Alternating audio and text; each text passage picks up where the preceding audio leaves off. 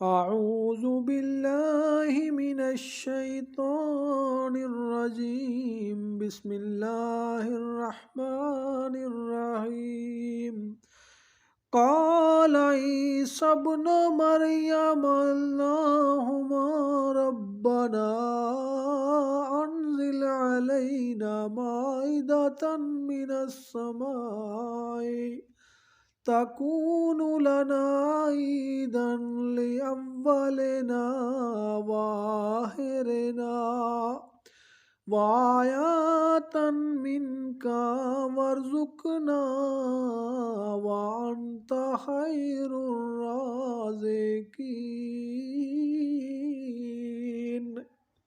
जब हज़रत ईसा अलैहिस्सलाम ने अल्लाह ताला से अर्ज़ की, ईसा बिन मरियम ने अर्ज़ की, है अल्लाह, ए हमारे रब, हमारे ऊपर उतार आसमान से एक ख़वान कि वो हमारे लिए ईद हो, हमारे अगले और पिछलों की, और तेरी तरफ से निशानी, और हमें रिज़्क दे, और तू सबसे बेहतर रिज़्क देने वाला है।